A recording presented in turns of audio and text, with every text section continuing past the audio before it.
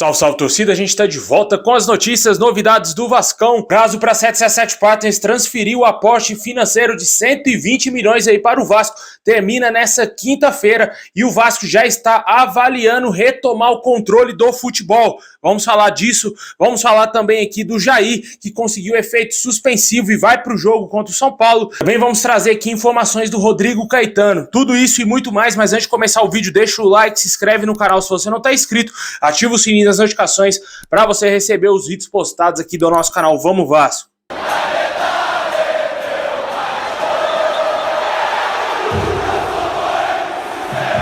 Bom, pessoal, como eu falei no início do vídeo, hoje se encerrou o prazo aí para 777 Partners transferir o aporte financeiro de 120 milhões ao nosso clube. De acordo com o Globoesporte.com, ontem à noite o dinheiro ainda não havia entrado na conta aí da SAF do Vasco. O contrato entre as partes previa que o dinheiro caísse no dia 5 de setembro, mas há um período de carência de 30 dias. Desde então, estão correndo aí os juros, né? A expectativa entre todos que estão no Vasco Associativo e na SAF é que o aporte será realizado ainda nessa quinta-feira. Caso não aconteça, no entanto, existe a possibilidade do clube voltar a ter o controle sobre o futebol, mesmo que momentaneamente. A 777 Partners poderia retomar as ações depositando dinheiro a qualquer momento nos próximos 30 dias, ou seja, até o dia 5 de novembro. No momento, o tom não é de conflito. A direção do Vasco Associativo acredita que o depósito, no valor de aproximadamente 100 milhões de reais, ocorrerá nessa quinta-feira, mas observa aí cuidadosamente. O entendimento é que, caso o dinheiro não entre na conta hoje,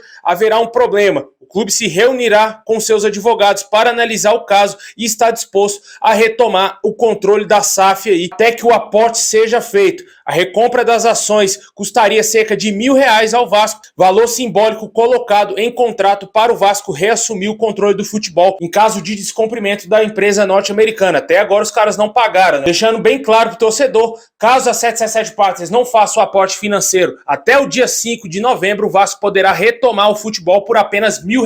O aporte inicial seria de 120 milhões de reais, mas, no entanto, de acordo com o Globoesporte.com, houve um adiantamento de mais de 15 milhões de reais na janela de transferências que serão descontados agora nesse próximo aporte que poderá acontecer hoje. Há também juros a serem acrescentados, uma vez que o depósito não foi feito no dia 5 de setembro. O Vasco vem acompanhando o desenrolar da situação. O Vasco vem acompanhando o desenrolar dessa situação e observou, por exemplo, que o recente empréstimo ponte realizado pela 777 Partners para comprar o Everton da Inglaterra foi de 20 milhões de libras, cerca de 125 milhões de reais, valor muito semelhante ao que o Vasco tem que receber do grupo norte-americano. Essa questão do Everton aqui é sempre bom ressaltar, porque são valores muito parecidos com o que o Vasco iria receber recentemente e até agora a grana não entrou. Será que essa grana que viria para o Vasco foi para o Everton? Somente aí nos próximos dias que a gente vai ter essa confirmação, porque até agora o Vasco não recebeu um tostão sequer. Como eu disse, vamos ter que aguardar hoje aí para ver se a 777 Partners vai depositar a grana para o Vasco,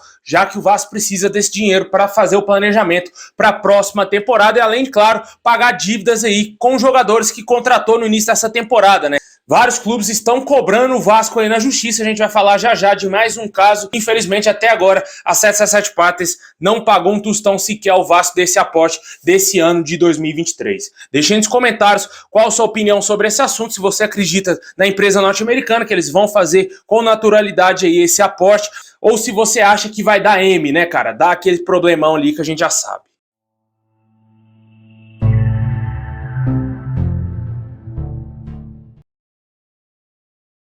Bom, pessoal, agora vamos dar um girão nas notícias, né? O Vasco venceu o São Paulo nos últimos 3 jogos disputados em São Januário pelo Campeonato Brasileiro. O último resultado que não foi favorável ao Vasco foi em 2017, um empate por 1-1 contra o São Paulo em São Januário. 2018, o Vasco venceu por 2-0 o São Paulo. 2019, o Vasco também voltou a vencer por 2-0 o São Paulo. E em 2020, o Vasco venceu por 2-1 São Paulo. Vale ressaltar que o Vasco enfrentou o São Paulo pela Copa do Brasil no ano de 2021. Infelizmente, a acabou sendo derrotado nos 2 jogos. Agora volta a enfrentar um eterno freguês nosso, né? Quem não se lembra daquele 7-1 que o Vasco enfiou no São Paulo lá em 2001, com o Romário acabando com o time, né? Um adversário que eu gosto de apelidar como o Fluminense de São Paulo, né, cara? Sempre freguês do Vasco, sempre que joga em São Januário, treme pro Vasco, e a gente espera que seja assim no próximo sábado e o Vasco consiga os 3 pontos que serão de suma importância pro Vasco sair da zona do rebaixamento. E olha só, meu amigo, dependendo da combinação de resultado, o Internacional, que abriu as pernas pro Fluminense ontem, pode parar na zona do rebaixamento em caso de vitórias aí do Vasco e também do Goiás e outros times ali que estão beirando a zona do rebaixamento. Olha a situação, os caras, em vez de tirar o Fluminense, podem parar na zona do rebaixamento. Mas falando que vai ser o Vasco, né? O Vasco, infelizmente,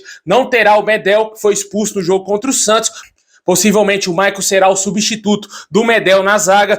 E hoje tivemos uma notícia muito importante. O Jair, que seria também desfalque dessa partida, o Vasco informou que conseguiu um efeito suspensivo e o jogador estará à disposição do Ramon Dias para esse jogo contra o São Paulo. Ele iria pegar um gancho de 4 partidas aí devido à expulsão no jogo contra o Bahia. Porém, como eu disse, o Vasco conseguiu esse efeito suspensivo e o jogador vai para essa partida contra o São Paulo. Por falar em Jair, né, o Rodrigo Caetano, gestor do Atlético Mineiro, falou a respeito aí da transferência do jogador para o Vasco. As informações que a gente tem até agora é que o Vasco não pagou a última parcela da compra do volante.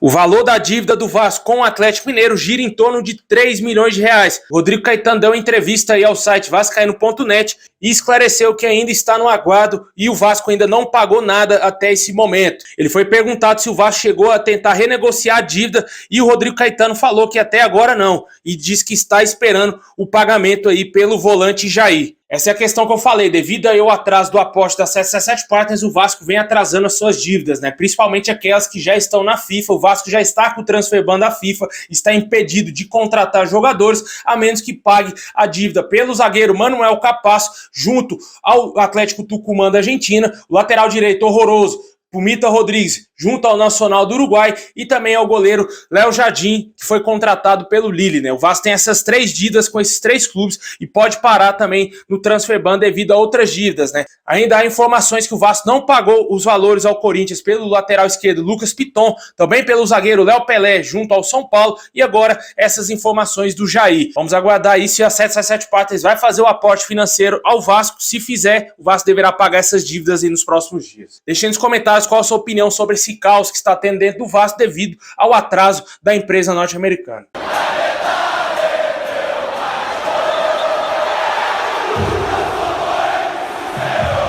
Bom, pessoal, esse é o vídeo de hoje. Valeu por ter assistido até o final. Deixa o like, se inscreve no canal, ativa o sininho. Tamo junto. Assim tiver mais novidades, vamos trazer aqui no canal. É nóis, forte abraço. While ensuring that the club has all of the tools and structure in place to succeed both on and off the pitch for many years to come. We want to bring Vasco back to where it belongs, amongst the most important clubs in Brazil, South America, and all over the world.